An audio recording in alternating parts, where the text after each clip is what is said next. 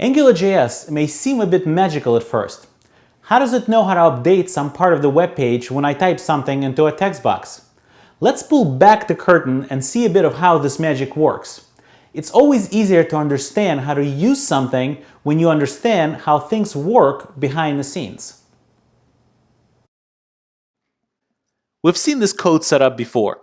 You declare some property using ngModel attribute on an input element. Now, when the user types something in, the interpolation of the name property in the div below is magically echoed. So how does that work? Let's take a look at a diagram to understand the process, and then we'll jump into the code and try it out. We're familiar with the event queue. When a user clicks something or types something in, those click and key press or up events go onto the event queue. If inside the Angular application you use the regular method of catching those events and handling them in a regular JavaScript fashion, the Angular app will not know that anything happened in our page. However, the process is a bit different if we use the special directives, as they're called, like ngKeyApp or ngClick, which are events that are synonymous with the regular click and keyup events.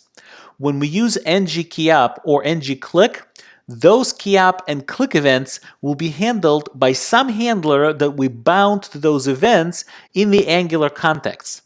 In other words, those handlers that are declared on the $scope or the scope service. But things don't stop there.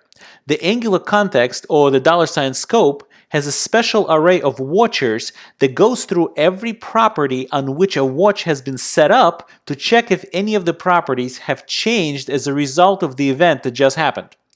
Angular kicks off that process with a special function called $digest. There are a number of ways to trigger Angular to automatically set up these watchers for the properties we've defined on the $scope. One that we've seen already is when you surround a scope property with double curly braces in your HTML. Another is when you specify ng-model equal to some scope property. In both circumstances, Angular will set up a function to watch for these changes to those properties. That function is called a watcher. The digest goes through all the watchers and checks that everything is unchanged. If truly unchanged, the loop ends. If something has changed, Angular goes through the whole list of watchers once again. This keeps repeating until all the watchers report that no changes occurred. So most of the time, this loop runs twice. Once to detect that something changed, and another time to make sure nothing is changed. The iteration over the watchers is called the digest loop, and the whole procedure is called the digest cycle.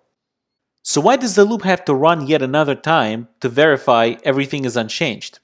Well, that's because one change can trigger something else to change, and the digest cycle won't be able to detect it on the first try. So for example, the change to property number 3 may trigger something that changes the value of property number 2.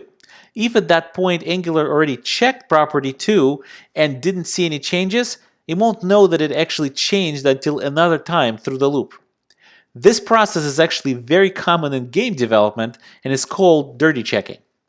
Once the final digest loop runs and verifies that nothing has changed in any of the watchers, Angular updates the DOM with whatever values have changed, repaints parts of the page, and you see the updated page in front of you.